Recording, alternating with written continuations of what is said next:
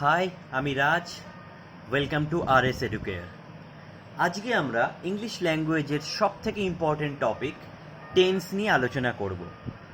প্রত্যেকটা টেন্স সম্পর্কে আমরা জেনে নেব, প্রত্যেকটা টেন্সের সেন্টেন্স কনস্ট্রাকশন জানব এবং সেই সেন্টেন্সগুলোকে কিভাবে আমরা ইন্টারোগেটিভ বা নেগেটিভ করব সেগুলো সম্পর্কেও আজকে আমরা শিখে নেব। এবং প্রত্যেকটা টেন্সের কিভাবে ভয়েস চেঞ্জ করতে হয়, অর্থাৎ অ্যাক্টিভ ও প্যাসিভ ভয়েসের কী সেন্টেন্স কনস্ট্রাকশন হয় সেটাও আমরা আজ এই ভিডিওতে শিখব। বুঝতেই পারছো ভিডিওটা অনেকটাই লেন্দি হবে, সেই জন্য ভিডিওটা আমি কটা ভাগে করেছি। আজকে দেখি প্রথম ভাগে তোমাদের কটা টেন্স সম্পর্কে দেখানো যায়, ঠিক আছে? তাহলে দেখো, টেন্স আমরা সবাই জানি টেন্স তিন প্রকার: পাস্ট টেন্স, প্রেজেন্ট টেন্স এবং ফিউচার টেন্স। দেখো, এখানে যেহেতু আমি টেন্স এবং ইন্টারোগেটিভ, নেগেটিভ এবং ভয়েস সম্পর্কে বলবো, ফলে এই ভিডিওটা জুনিয়র লেভেল থেকে সিনিয়র লেভেল প্রত্যেক স্টুডেন্টের জন্যই। ক্লিয়ার? তাহলে দেখো, পাস্ট, প্রেজেন্ট আর ফিউচার এই তিনটে টেন্স আছে আমরা জানি: অতীত, বর্তমান, ভবিষ্যৎ। আবার এই তিনটে টেন্সের প্রত্যেকটার চারটে করে ভাগ রয়েছে। কি কি? ইনডিফিনাইট বা সিম্পল, কন্টিনিউয়াস, পারফেক্ট আর পারফেক্ট কন্টিনিউয়াস। তাহলে পাস্টের ক্ষেত্রে হবে past indefinite, past continuous, past perfect continuous. প্রেজেন্টের ক্ষেত্রেও সেম: প্রেজেন্ট ইনডিফিনাইট বা simple present, present continuous, present perfect continuous. ফিউচারের ক্ষেত্রে সিম্পল ফিউচার বা future indefinite, future continuous, future perfect continuous. তাহলে দেখো, তিনটে টেন্স, প্রত্যেকটা চারটে করে ভাগ, তাহলে মোট 3 × 12খানা টেন্স রয়েছে আমাদের ইংলিশে, ঠিক আছে? তাহলে সবার প্রথমে আমরা পড়ব প্রেজেন্ট ইনডিফিনাইট বা সিম্পল প্রেজেন্ট, ঠিক আছে? দেখো, বর্তমানে কোনো একটা ঘটনা সাধারণভাবে হয়ে থাকে বা রোজকার ঘটনা যেগুলো দিয়ে বোঝানো হয় সেগুলো হচ্ছে প্রেজেন্ট ইনডিফিনাইট বা সিম্পল প্রেজেন্ট টেন্স। ক্লিয়ার? তাহলে সেই সমস্ত সেন্টেন্সের কনস্ট্রাকশনটা কীরকম হবে? প্রথমে হবে সাবজেক্ট, তারপরে ভার্বের অবশ্যই প্রেজেন্ট ফর্ম এবং আদার্স। কীরকম? ধরো আমি বললাম আমি ভাত খাই। দেখো, এটা সাধারণ ঘটনা একটা বর্তমানের। তাহলে দেখো, এই সেন্টেন্সটা কিন্তু হবে প্রেজেন্ট ইনডিফিনাইট টেন্সে। তাহলে আমি ভাত খাই, সাবজেক্টকে আমি ইংরেজি কি? আই। ভাত খাই, তাহলে খাওয়া, ভার্ব বসবে আগে, তাহলে খাওয়া ইংরেজি কি? ইট। তাহলে আই ইট। দেখো, এটাই প্রেজেন্ট ফর্ম রাইস। আমি এখানে আদার্স কেন লিখেছি? দেখবে আমার একটা ভিডিও রয়েছে ভার্ব অ্যান্ড অবজেক্ট বলে, সেখানে আমি বলেছি কেন এটা আদার্স, কেন আমি অবজেক্ট লিখিনি, কারণ প্রত্যেক সেন্টেন্সে অবজেক্ট থাকে না। তাহলে কোন সেন্টেন্সে অবজেক্ট থাকে, কোনটায় অবজেক্ট থাকে না, সেটা জানতে গেলে তোমরা, আমি ডিসক্রিপশন বক্সে লিঙ্কটা দিয়ে দেবো, তোমরা সেখান থেকে দেখে নিও ভার্ব অ্যান্ড অবজেক্ট বলে সেই ভিডিওটা। তাহলে দেখো, আমি ভাত খাই, সাবজেক্ট, তারপরে ভার্বের প্রেজেন্ট ফর্ম ইট, রাইস। ক্লিয়ার? তাহলে কিন্তু শুধুমাত্র এই টেন্সেই আর একটা জিনিস রয়েছে। কি? যদি এই সাবজেক্টটা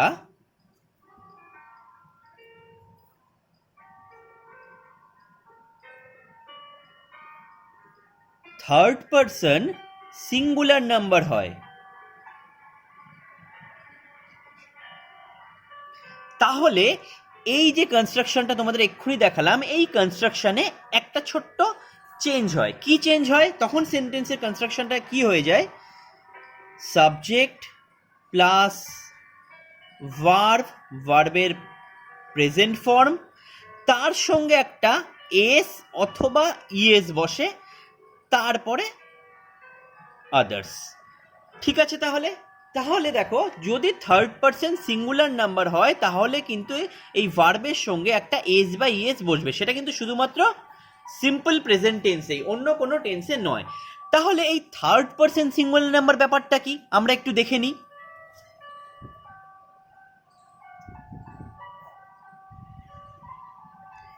এই ছকটা ভালোভাবে দেখো, ক্লিয়ার হয়ে যাবে।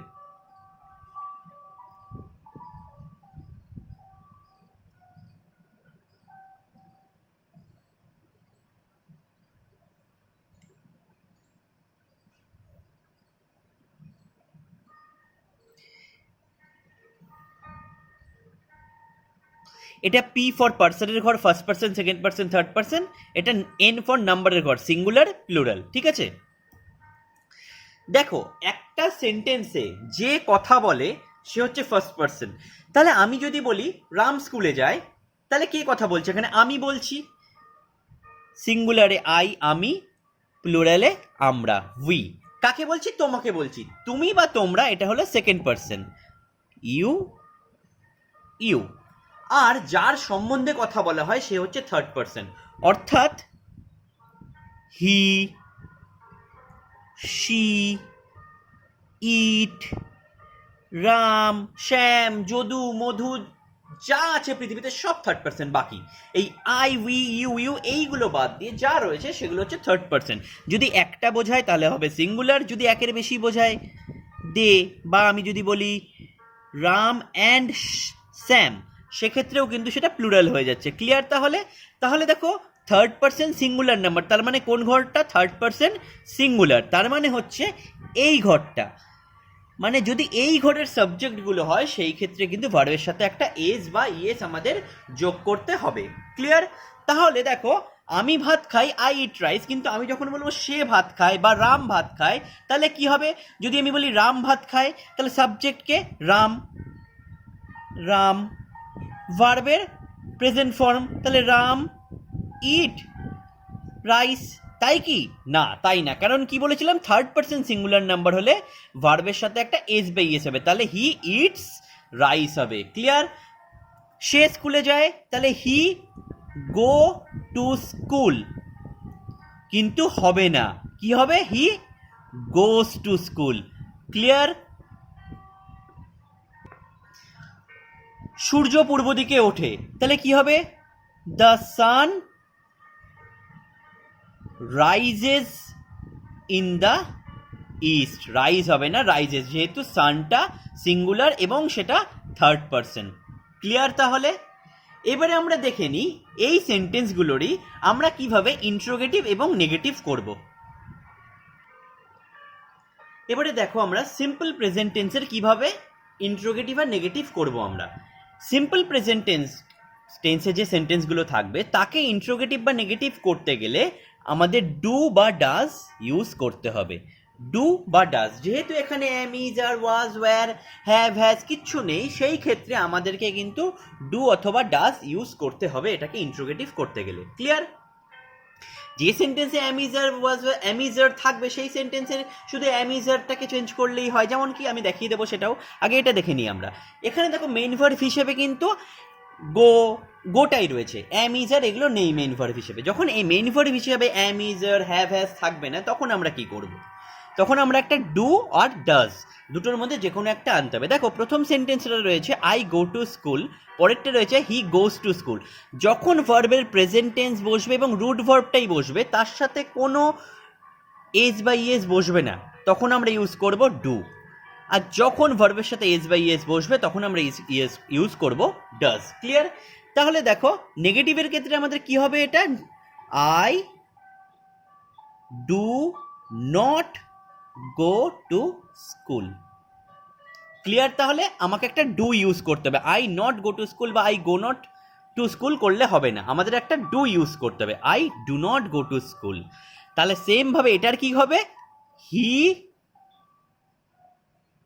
ডাজ নট, আচ্ছা এখানে গোজ হবে না গো হবে? গো হবে। কেন না? এই যে ইয়েস বা এস আগেই আমি ইউজ করে ফেলেছি ডাজ, যেহেতু আমি ডাজ ইউজ করে ফেলেছি তাই এখানে আর গোজ হবে না, এখানে গোই হবে। তাহলে he does not go to school. Clear? ইন্ট্রোগেটিভটা তাহলে সোজা হয়ে গেল। কি না, শুধু ডুটাকে আগে নিয়ে চলে গেলেই হয়ে যায়। কি তাহলে? Do I go to school? আমি কি স্কুলে যাই? এটা কি হয়ে যাবে? Does he go to school? সে কি স্কুলে যায়? তাহলে আমি স্কুলে যাই, আমি স্কুলে যাই না, আমি কি স্কুলে যাই? সে স্কুলে যায়, সে স্কুলে যায় না, সে কি স্কুলে যায়? ক্লিয়ার? তাহলে কিভাবে নেগেটিভ আর ইন্ট্রোগেটিভ করলাম আমরা। এবারে আমরা শিখব পাস্ট ইনডেফিনিট বা সিম্পল পাস্ট টেন্স। তাহলে আমি যদি বলি আমি আমি এতক্ষণ কি বলেছিলাম, আমি ভাত খাই, সে স্কুলে যায়, তাহলে এবারে কি হবে, সে স্কুলে গেল, আমি ভাত খেলাম বা খেয়েছিলাম বা স্কুলে গেছিল, সেই সমস্ত সেন্টেন্সগুলো কিন্তু সব পাস্ট ইনডিফিনাইট টেন্স হয় বা সিম্পল পাস্ট টেন্স হয়। এই সিম্পল পাস্ট টেন্সের সেন্টেন্স কনস্ট্রাকশনটা কীরকম হয়, প্রথমে সাবজেক্ট, তারপরে ভার্ব, ভার্বের পাস্ট ফর্ম, ওটা যেমন প্রেজেন্ট ফর্ম বসেছিল এটাই পাস্ট ফর্ম, প্লাস আদার্স। তাহলে আমি ভাত খেলাম কি হবে, সাবজেক্ট আই, খাওয়া ইংরেজি কি ইট, তার পাস্ট টেন্স বসবে, তাহলে এট রাইস। এটার জন্য কিন্তু আর কোনো এস বা ইএস বসে না, এখানে যদি থার্ড পার্সন সিঙ্গুলার নাম্বার হয় তাহলে কিন্তু এটি বসবে, যেমন সে ভাত খায়, হি এট রাইসই কিন্তু হবে, হি এটস হবে না। ক্লিয়ার?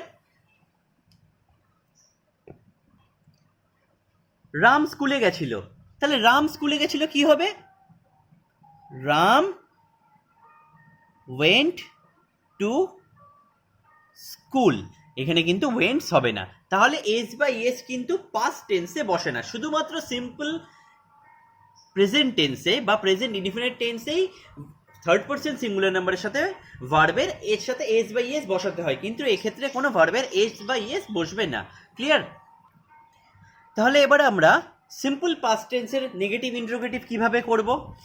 আমি স্কুলে গেছিলাম, আই ওয়েন্ট, আমি সেখানে গেছিলাম, আই ওয়েন্ট দেয়ার, আমি সেখানে যাইনি, তাহলে কি হবে, আমরা এই ক্ষেত্রে ডিড ইউজ করব, সিম্পল প্রেজেন্ট টেন্সে যেমন ডু বা ডাজ ইউজ করেছিলাম এখানে ডিড ইউজ করব।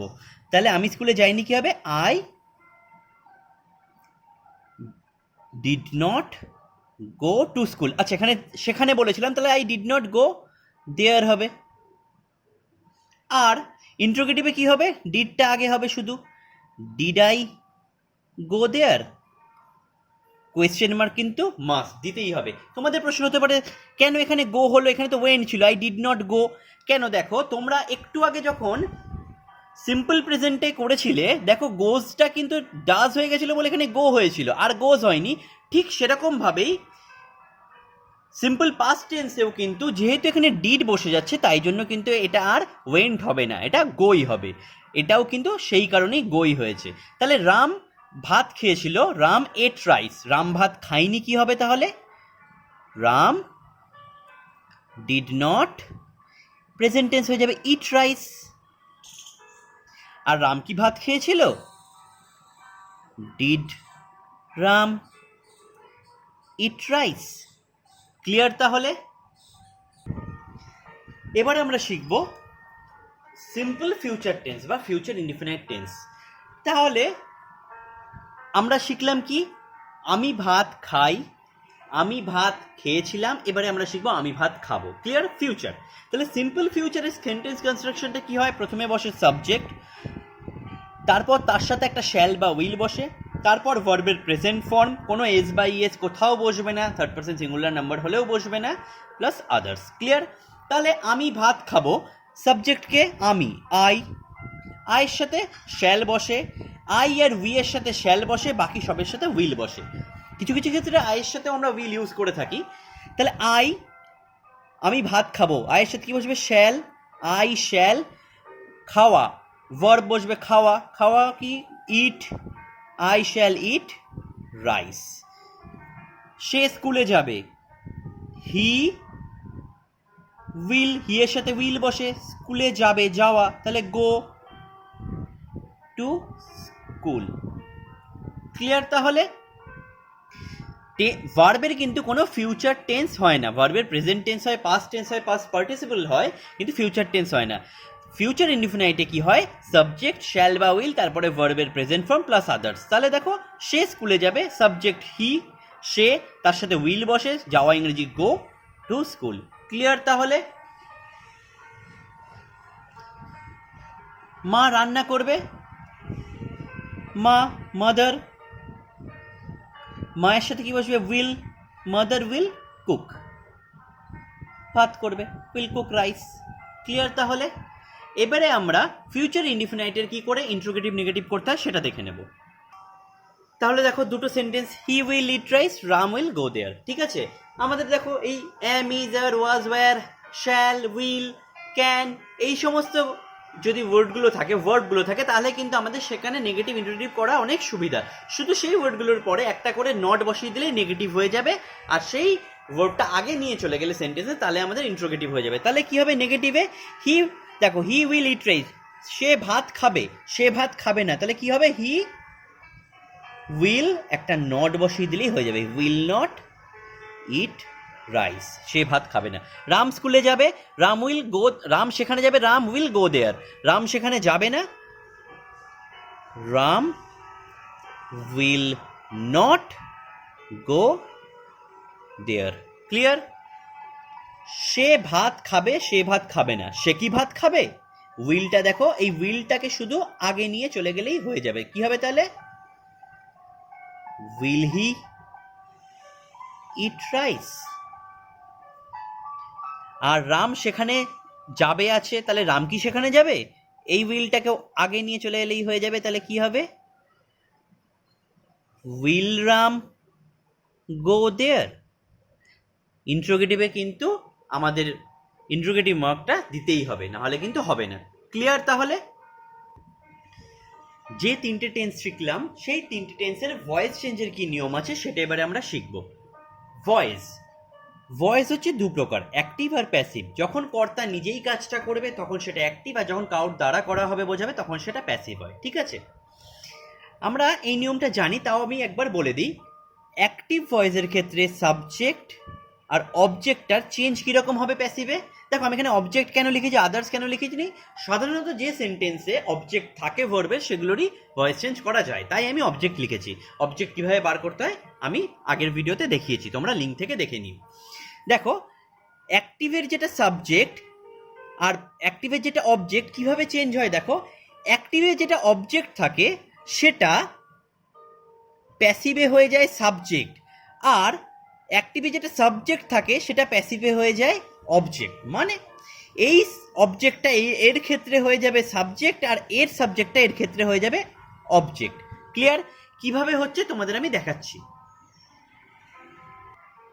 দেখো সিম্পল প্রেজেন্ট টেন্স আর সিম্পল পাস্ট টেন্সটা আমি একসাথে দেখাচ্ছি, তোমাদের সুবিধা হবে বুঝতে। দেখো আমরা যে সিম্পল প্রেজেন্ট বা পাস্টের কনস্ট্রাকশনটা পড়ছিলাম, সাবজেক্ট প্লাস ভার্বের প্রেজেন্ট ফর্ম, অথবা পাস্ট ফর্ম পাস্টের ক্ষেত্রে প্লাস অবজেক্ট। দেখো এটা আমি একসাথে বোঝাচ্ছি, এখানে প্রেজেন্ট বা পাস্ট লিখেছি, এখানে সিম্পল প্রেজেন্টের ক্ষেত্রে প্রেজেন্ট বসবে, সিম্পল পাস্টের ক্ষেত্রে পাস্ট বসবে। প্যাসিভের ফর্মুলাটা কি হয়ে যায়? সাবজেক্ট প্লাস এম ইজ আর, তার সঙ্গে দেখো প্রেজেন্ট হলে এম ইজ আর, পাস্ট হলে ওয়াজ ওয়্যার, তার সাথে প্লাস ভার্বের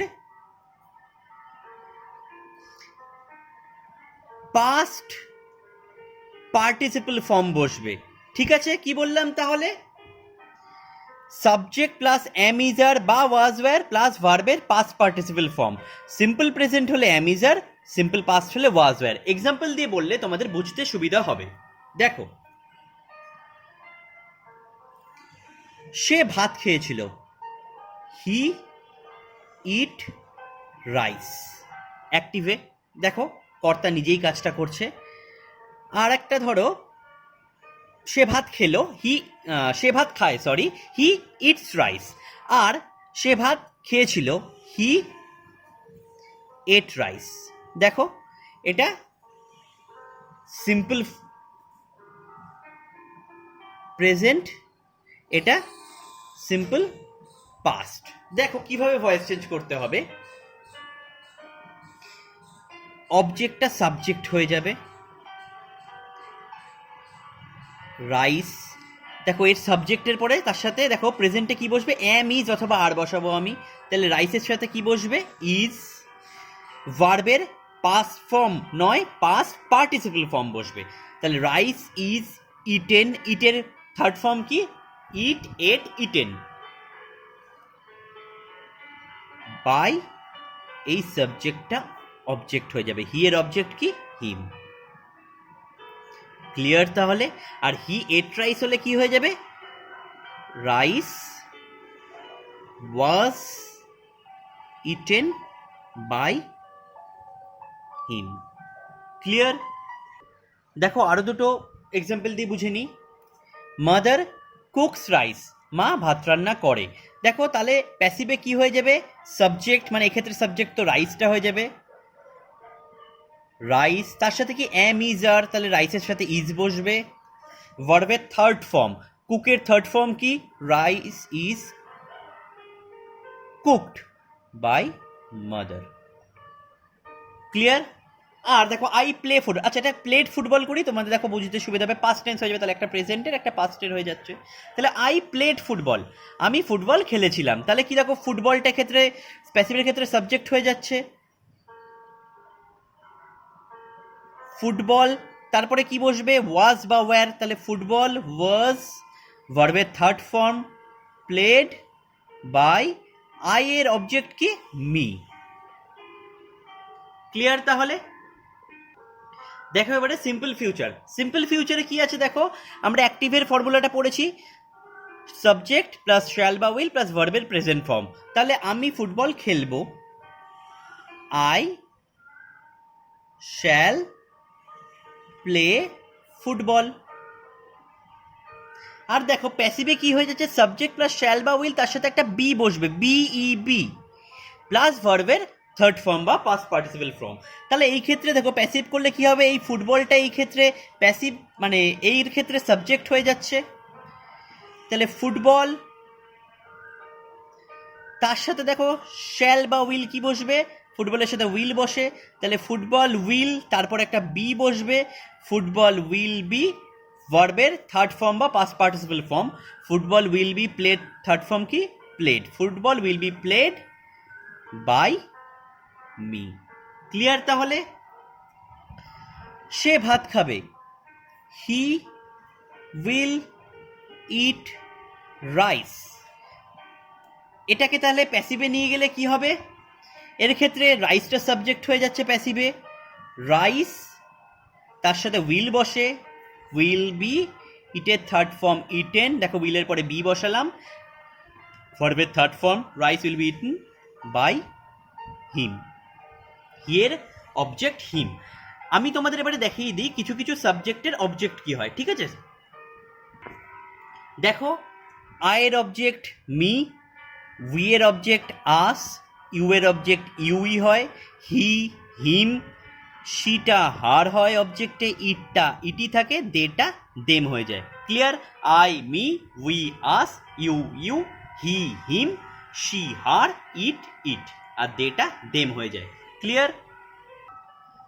ভিডিওটি অলরেডি অনেকটাই বড় হয়ে গেছে, আজকে আমরা 3টে টেন্স পড়লাম, প্রত্যেকটার পাস্ট প্রেজেন্ট ফিউচার, প্রত্যেকটা সিম্পল টেন্সগুলো পড়লাম, প্রেজেন্ট মানে simple present, simple past, simple future, প্রত্যেকটার নেগেটিভ ইন্ট্রোগেটিভ কী করে করতে হয় সেটা দেখলাম, এবং কীভাবে ভয়েস চেঞ্জ করতে হয় সেটাও আমরা দেখলাম। বাকি যেগুলো রয়ে গেল সেইগুলো আমরা পরের ভিডিওতে দেখাবো, পার্ট 2তে আমি সেই ভিডিওগুলো দেখিয়ে দেবো, সেই টেন্সগুলোরও কীভাবে নেগেটিভ ইন্ট্রোগেটিভ করতে হয় এবং ভয়েস চেঞ্জ করতে হয়। আশা করি আমার এই ভিডিওটি তোমাদের ভালো লেগেছে, যদি ভালো লেগে থাকে তাহলে অবশ্যই লাইক করো, শেয়ার করো, এবং প্রথমবারের জন্য আমার ভিডিও দেখে থাকলে চ্যানেলটিকে অবশ্যই সাবস্ক্রাইব করো, এবং তার পাশে ছোট্ট বেল আইকনটি প্রেস করে দিও। সাবস্ক্রাইব করলে তার পাশে তোমরা এরকম একটা বেল আইকন দেখতে পাবে, সেটা প্রেস করে দিও, তাহলে তোমরা আপকামিং ভিডিওজের নোটিফিকেশন পেয়ে যাবে। Thank you.